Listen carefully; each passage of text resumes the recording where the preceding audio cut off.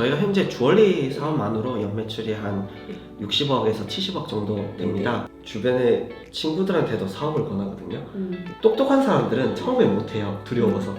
저도 아직 못 모르지만. 네, 안녕하세요. 젊은 리더를 위한 인사이트 리더스 TV의 저는 박진희 기자입니다.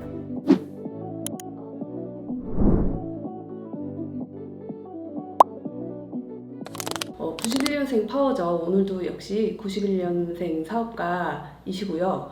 남성 대표님이신데 여성 액세서리를 취급하고 계세요. 최재형 대표님 모셨습니다. 인사 부탁드릴게요. 반갑습니다. WR랜드 최재형입니다.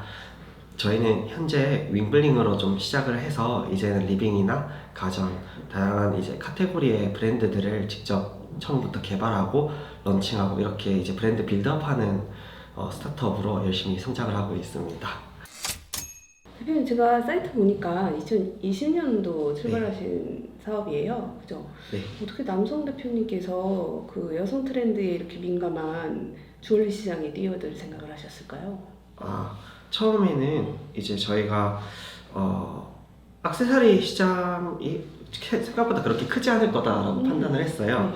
그러다가 시장 조사를 해보니까 이제 IR을 만들어가는 과정에 있어서 오프라인 주얼리 시장은 너무 큰데 온라인 시장이 너무 작다는 걸 확인을 했어요. 거의 97%, 96%가 오프라인에 의존되고 있는 시장이더라고요. 그래서 이거를 이제 어떻게 하면 온라인으로 가져올 수 있을까?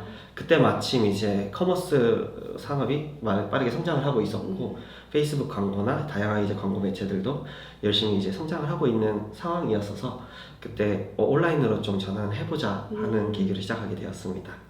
그럼 대표님, 이 주얼리라는 품목보다는 온라인이라는 시장에 더 중점을 두고 사업을 시작하신 건가요? 네, 맞습니다. 저희는 이제 오프라인 비즈니스에 좀 의존하기보다 이 시장을 온라인 중심으로만 좀 풀어보자 라고 시작을 해서 자사몰을 중심으로 많이 광고나 이런 것들을 운영을 해왔던 것 같습니다. 2020년이라고 해봐야 3년 전인데 그때도 주얼리 시장이 체감하기로는 굉장히 포화 시장이었을 것 같은데 네. 이거 가지고 오시면서 내가 예상했던 거와 실제 시장이 많이 다르다라고 체감하신 바가 있으실 것 같은데. 맞습니다. 실제로 온라인 그 주얼리 시장 같은 경우에는 대부분이 얼굴에 이제 착용을 해보고 구매를 하거나 이런 이제 패턴이 매우 많거든요. 그러다 보니까 고객님들이 주얼리는 오프라인에서 사야 돼 이런 이제 고정관념이 좀 많았었던 것 같아요. 네. 그래서 이걸 어떻게 좀 마케팅적으로 풀 수 있을까 아니면 콘텐츠로 좀 풀 수 있을까 해서 저희가 맨 처음에 강화를 했던 게 저희의 크리에이티브 팀이에요. 그래서 어떻게 하면 콘텐츠를 정말 잘 풀어서 오프라인보다 좋은 경험을 온라인으로 가져올 수 있을까. 그래서 현재도 저희 이제 회사에서 크리에이티브 팀이 가장 이제 인력이 좀 많습니다. 네.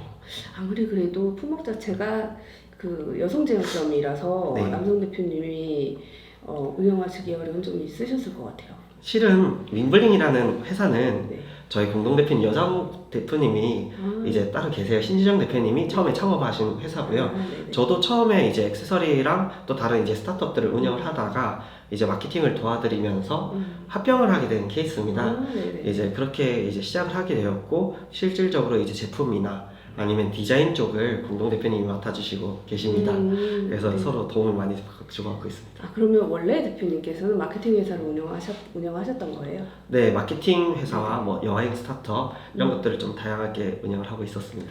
아니, 그러기에는 사업 경력이 그렇게 많기에는 연세가 너무 어리신데 언제부터 그럼 사업을 시작하신 거예요? 실은 저는 네. 22살 때부터 이제 사업을 좀 시작을 했고요. 네네. 이 회사 법인을 설립한 지는 이제 6년 정도 네네. 되었습니다. 네. 그래서 그 전에는 이제 다양한 다른 스타트업들을 좀 운영을 하다가 이제 딱 2016년도에 법인을 합병을 하고 시작을 하게 되었습니다.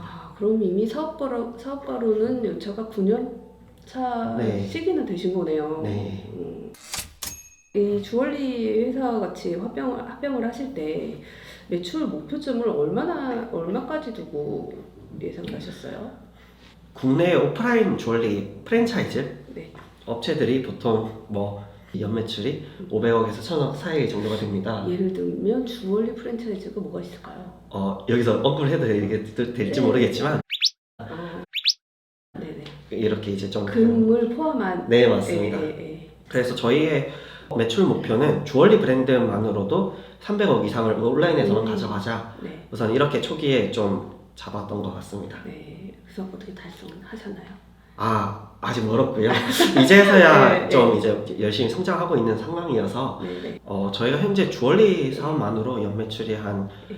60억에서 70억 정도 됩니다. 네. 근데 아마 내년에는 한 150억에서 200억 사이로 만드는 것을 목표로 하고 있고요. 네. 궁극적인 목표는 온라인만으로도 500억 이상을 달성하자라는 목표를 가지고 있습니다. 여기 리빙과 가전으로 사업을 확대하고 계신다는데 리빙이나 가전은 구체적으로 어떤 제품들을 네. 브랜드 하시는 거예요? 현재 저희가 이미 런칭하고 있는 브랜드들은 네. 뭐 마사지 같은 제품들입니다. 가전 제품들이고요. 그 외에도 건기식이라든지 뷰티라든지 아니면 고가 주얼리 이렇게 좀 다양하게 진행을 하고 있고요. 네. 그 중에 제일 의미 있었던 성과로는 저희 마사지기 그 브랜드를 12월 달에 런칭을 하고 현재 한 7개월 만에 월 매출 한 8억? 7억에서 8억 정도 월 매출을 좀 달성을 했습니다. 네. 그래서 저희가 내부에서 가지고 있는 물류도 저희가 인하우스에서 다 진행을 하거든요. 네네. 그래서 물류나 마케팅, 디자인, 브랜딩, CX 다양한 모든 그리고 유통에 걸쳐서 모든 커머스 역량들을 인하우스에서 운영을 하면서 네. 브랜드를 성장시키는 이러한 좀 시스템을 구축하면 네. 또 더 큰 성장이 있을 거라고 보고 있습니다. 마사지기 하나 단일 품목만으로도 거의 한 80억 정도 매출을 하신 거네요. 네, 이제 딱 네. 성장하는 추세여서 네. 9, 10월 달에 그 정도 매출을 좀 달성을 했고요. 네네네. 그래서 대단하시네요. 앞으로 좀 더 열심히 성장할 수 있을 거라고 보고 있습니다. 유통과 뭐 배송 뭐 모든 것들을 다 인하우스에서 하시려면 인력이 상당히 많이 소요가 될 텐데 직원 채용이 계속해서 이루어지겠어요. 실은 직원 채용을 좀 네. 보수적으로 하고 있기는 합니다. 네, 그게 맞아요. 왜냐하면 요새 이제 경기가 좀 너무 많이 네. 어려워졌잖아요. 네. 항상 좀 불확실성에 좀 대비를 많이 했다 보니 네. 저희가 현재 총 직원은 이제 한 21명 정도 됩니다. 네. 근데 작년과 거의 좀 비슷한 수준으로 운영을 하고 있습니다. 그리고 내년에 좀 상황을 봐서 좀 공격적으로 채용을 좀 할 계획을 가지고 있습니다. 지금 사업 규모로 보면 21명이 네. 밤낮이 없을 것 같은데요?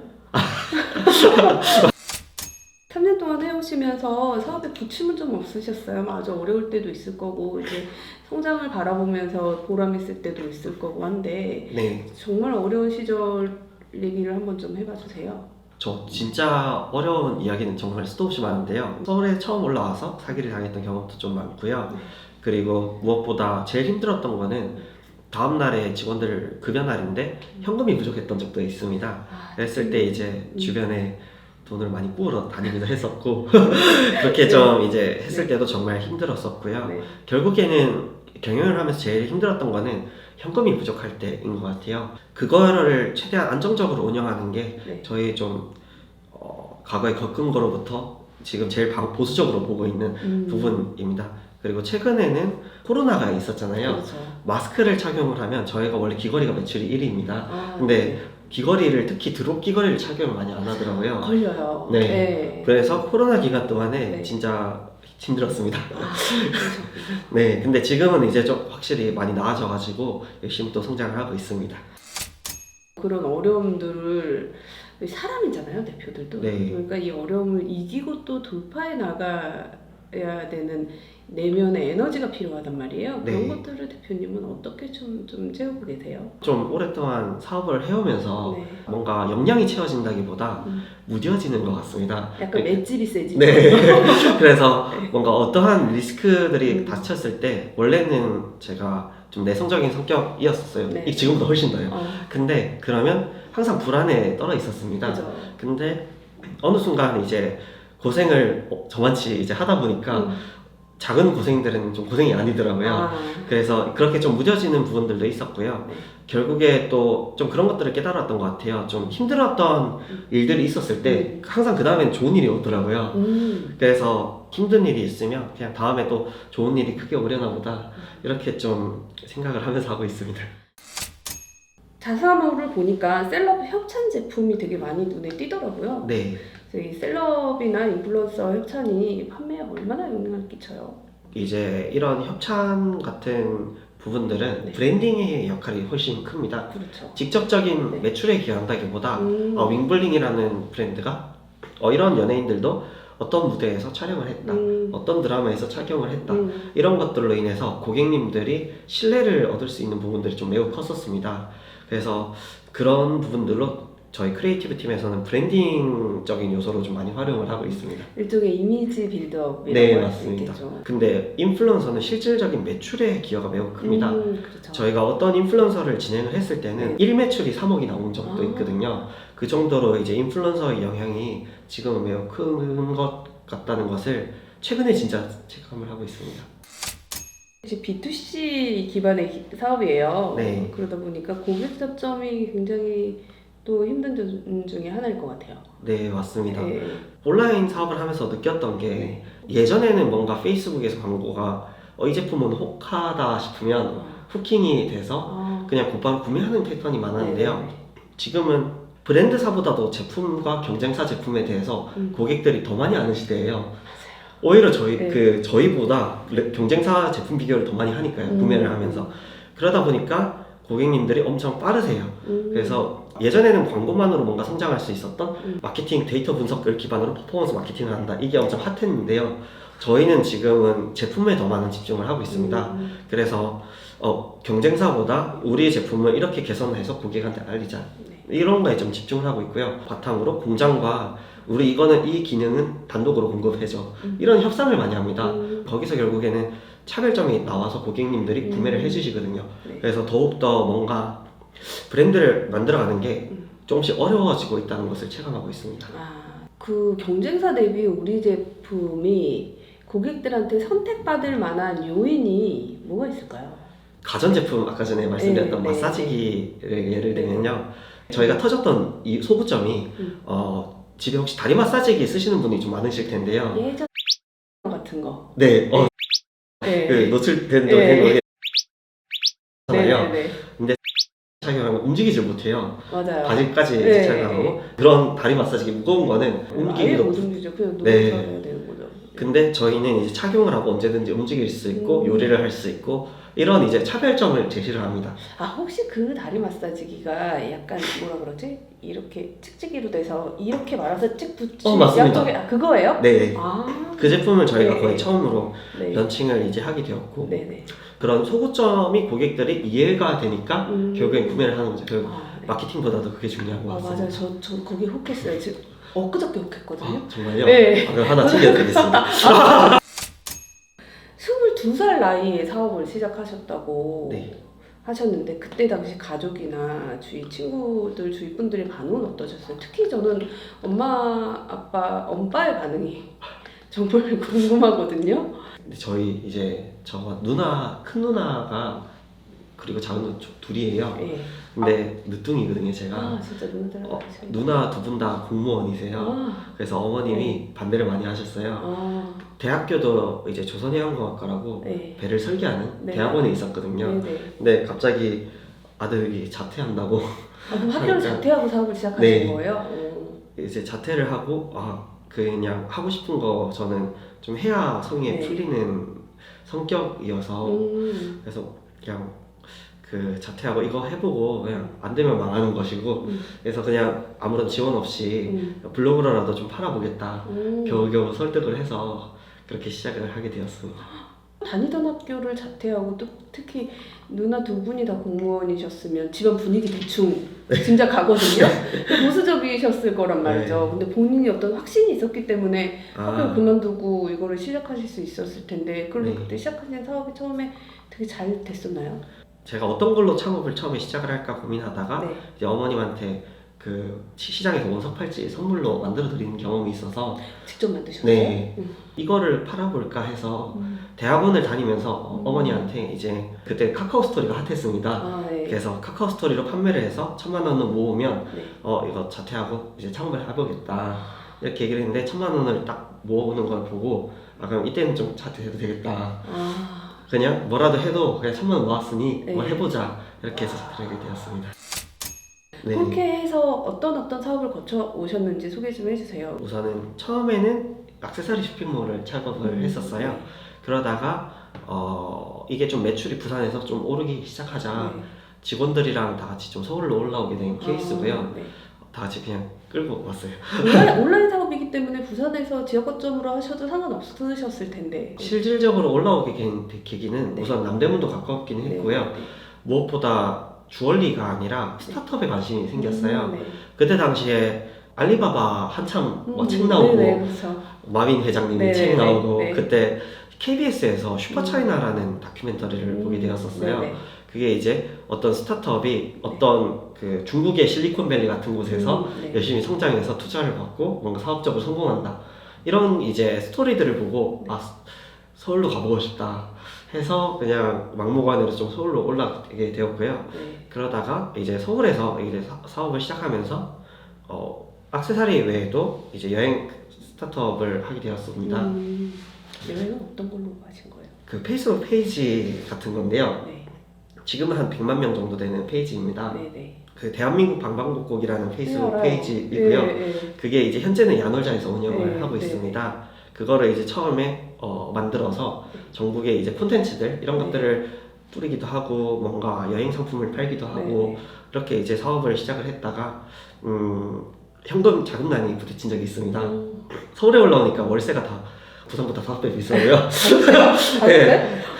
너무 비싸요. 네. 뭐든지 다 비싸지니까 돈이 좀 많이 들었어요. 근데 그때 당시에는 저는 실은 아무런 경영에 대한 지식이 없었거든요. 네. 손익계산서에 대해서 잘 모르기도 하고 물류 ERP나 재고 관리도 잘 모르기도 하고 그러다 보니까 앞으로 남고 뒤로 미치는 장사를 계속 했던 거죠. 그래서 빚을 갚고자 이제 회사를 매각을 했습니다. 그러면 야놀자 엑시트하신 거고. 예, 작게 나와요. 그때 좀 돈을 버신 거 아니에요? 그때 빚 좀 다 갚을, 한 몇 억 정도 갚을 정도로. 몇 억 갚고 몇 억 남겨야죠. 아, 야놀자가 비싸게 안 사줬구나. 아. 마케팅 사업도 되게 지금은 시장이 어렵고 포털이 계속해서 알고리즘을 바꾸고 있기 때문에 네, 끊임없이 공부를 해야 되는 사업인 것 같아요. 맞습니다. 네. 실은 지금 벌써 페이스북은 전혀 효율이 막 안 나오고 있고요. 그렇다고 하더라고요. 매체가 네. 계속해서 바뀌는 것 같아요. 네네. 근데 그러면 그럴수록 이제 네. 본질로 넘어가는 것 같아요. 결국에는 제품이 저는 처음에 창업을 할 때 네. 제품이 본질이다 이런 이제 정성적인 말들을 진짜 싫어했거든요. 근데 저도 싫어해요. 네, 맞죠. 네. 근데 사업을 하다 보니까 네. 이제 그런 제품이 본질이라는 거는 정성적인 말이지만 네. 어떤 걸로 제품을 차별화되게 만들 것인가는 정량적으로 고객이 봤을 때 가시적으로 이 제품이 이런 차별점이 있어. 이거를 느끼게 만들어야 브랜딩이 되고 결국에는 마케팅을 했을 때 네. 구매 전환율이 오르는 거더라고요. 네. 그래서 이제 마케팅이라는 시장이 계속해서 좀 너무 다변화해가는 것 같아요. 9년 동안 회사를 이끌어 오시면서 몸으로 부딪히면서 많이 배우셨을 것 같아요. 네, 대표님이 생각하는 리더는 어떤 리더가 좋은 리더일까요? 대표가 어떤 실무들에 대해서 많이 알아야 된다고 생각을 해요. 네. 회사가 직원들한테 줄 수 있는 거는 그냥 강제적인 애사심 이런 것들이 아니라 결국엔 이해관계에 있는 존재라고 보거든요. 회사는 직원들한테 돈을 많이 주면 됩니다. 네, 맞습니다. 그러면 애사심이 생겨요. 결국에 리더십이라는 것은 그러니까 직원들이 어떻게 하면 성장을 할 수 있을까에 대한 로드맵을 짤 수 있어야 된다고 봐요. 그래서 단순히 뭔가 인사가 아니라 저는 개인적으로는 대표가 실무들을 많이 알고 직원들을 어떻게 하면 성장시켜야 되지. 대표이사면 예를 들어서 팀장급들은 어떤 식으로 로드맵을 같이 짜고 그래야 팀장들도 성장할 수 있는 그림을 이 회사에서 느낄 수 있겠다. 그리고 이 회사에서 나가고 나서는 더 좋은 회사에서 나는 이런 경험을 해볼 수 없어. 이렇게 좀 브릿지가 될 수 있는 그러한 존재가 되어야 된다고 생각이 들어요. 그래야지 직원들 입장에서는 이 회사에서 열심히 할 수 있는 이유가 생기고요. 물론 돈도 많이 들여야 되죠. 보상 체계가 중요하고요. 네. 그리고 이제 그 회사 입장에서도 직원들이 그 고성과를 가져갈 수 있는 그렇게 이제 그런 리더십이 좀 중요하지 않을까라고 생각이 듭니다. 근데 우리가 여기에서 아이러니에 부딪히는 건 뭐냐면 네. 대표님은 팀장을 안 해봤고 차장을 안 해봤고 부장을 안 해본 대표잖아요. 네. 직원들별 마음을 정말 잘 헤아릴 수 있을까? 내가 정말 저 사람의 심정이나 생각을 잘 헤아리는 걸까? 헷갈릴 때가 엄청 많을 것 같아요. 맞습니다. 그렇죠. 그럴 네. 때 어떻게 그것들을 직원들하고 같이 잘 좀 풀어나가시는 편이세요? 실은 잘 못 풀어나간 적도 많고요. 네. 그 부분에 대해서는 정말 어려운 경험들이 많았던 것 같아요. 예를 들어서 나는 A라고 생각을 했는데 전혀 다른 생각은 직원들이 이제 하고 있었고, 그렇죠. 네. 면담을 했을 때 네. 또 회사에서는 그런 말들을 투명하게 하기가 좀 힘듭니다. 맞아요. 아무리 편하게 해줘도 100%를 오픈해서 얘기하는 직원은 없는 것 같아요. 맞습니다. 네. 그래서 최대한 좀 친하게 다가가려고 좀 많이 하는 편이에요. 술도 같이 많이 마시고. 네. 제가 술은 못해서 네. 대신에 이제 맛있는 거를 많이 먹고 땀을 많이 하는 문화를 억지로 만들어요. 그리고 모든 직원들이 거기에 좀 익숙해질 수 있게 그래야지 좀 직원들도 회사에 좀 편하게 느껴지게 될 수 있거든요. 그러면 이제 어떤 직원들은 좀 외향적인 MBTI에서 E를 가지고 있는 직원들은 그 막 찾아와서 막 얘기를 나누기도 해요. 그리고 어디 같이 이번 주 금요일에는 만화방에 가자. 약간 그래서 만화책을 읽으러 가거든요. 네. 그리고 또 저희가 한 달에 뭐 2번씩 네. 가까워진 데이라고 해서 네. 같이 문화생활도 하고 그런 식으로 좀 친해지려고 노력을 합니다. 다만 단순히 친해지는 것이 아니라 어느 정도 이제 체계를 가지고 있대 뭔가 거부감을 느끼진 않게끔 회사에 대해서. 네. 왜냐하면 거부감을 느끼는 순간 모든 직원들이 수동적으로 바뀔 가능성이 높거든요. 네. 그래서 그런 것들을 제일 경계하는 것 같습니다. 3년차 된 회사는 계속해서 투자가 들어가야 되는 회사잖아요. 네. 그 사이에서 우선순위를 정하는 것 또한 대표로서 항상 늘 갈등일 것 같아요. 맞습니다. 네. 저희가 거의 투자를 많이 받았던 회사였어요. 네. 근데 초반에 저도 좀 잘못된 생각을 했어요. 네. 뭔가 스타트업에 대한 환상이 젖어 있었던 거죠. 그러니까 매출이 마치 KPI인 것처럼 생각을 했어요. 근데 앞으로 매출이 높지만 적자가 나는 경우에는 직원들이 조직 문화가 안 좋을 수밖에 없습니다. 왜냐하면 보상 체계를 네네. 가져갈 수 없거든요. 네, 맞아요. 그래서 저희가 올해부터 바로 진행을 했던 것은 매출이라는 KPI보다 영업이익 좀 만들자예요. 그래서 제가 올해 제일 좀 좋았던 부분들은 영업이익을 이제 안정적으로 달성하면서 매출이 성장하게 만들고 나서야 네네. 비로소 조직이 안정화되는 걸 느꼈어요. 결국에는 직원들의 조직 문화는 성과 따라가더라고요. 회사가 성장하는데 그렇게 안정적으로 되어야 회사 스타트업도 좀 안정적으로 굴러간다는 것을 깨달았어요. 그러니까 매출이 단순히 KPI가 되는 순간 영업이익에 대한 KPI는 아무한테도 없어지게 되거든요. 근데 보상 체계가 영업이익을 바탕으로 만들어지는 순간 전체 직원들이 영업이익을 생각을 하게 됩니다. 맞아요. 네. 그래서 갖춰가면서 좀 안정화되지 않았나 생각이 듭니다. 최근에 파이어족 얘기도 많이 나오는데 아직까지 대표님은 나는 몇 살까지 일하고 얼마의 그 자본을 가지고 언제부터 쉬겠어라는 계획은 안 하셨죠? 한참 일하실 때니까. 네. 하셨구나. 하셨어요. 은퇴는 생각을 해본 적은 없고요. 네네. 첫 번째 사업은 수년 내로 성공시키자. 그 다음에는 저는 엑셀러레이터 같은 투자 사업을 해보고 싶다. 진짜요? 뭔가 그런 이제 실무들을 진짜 도와주는 네네. 그런 것들을 좀 해보고 싶다는 생각이 있었고요. 그리고 20대 때 못 해본 삶의 경험들을 좀 많이 쌓아보고 싶다. 이런 것들이 많았던 것 같아요. 20대 때 계속 사업을 하시느라고 뭔가 경험이 부족했다. 네, 제가 맞습니다. 이를테면 여행이라든지. 네, 제가 상식이 부족하고 경험이 부족하거든요. 그러니까 사만하니까. 여행 스타트업 하신 분이 여행이 부족해요? 저 여행을 콘텐츠로만 봤습니다. 글로 배우시구나. 대표님의 인생책을 한 것만 소개를 좀 시켜주세요. 네. 엄청 책을 많이 읽는 건 아니지만 네. 저는 이제 진로에 대해서 고민이 엄청 많았어요. 네. 근데 내가 그때 읽었던 책이 그 서지식 몸의 이제 그 인간의 굴레에서라는 그냥 전문학 책이었어요. 네네. 그 주인공이 네. 그냥 자기 진로에 대한 뭔가 확신이 없었지만 이것저것 하고 싶은 것들을 다 해봐요. 그리고 인생이 막 망해보기도 하고 성공해보기도 하고 네. 잘 안 되기도 하고 네.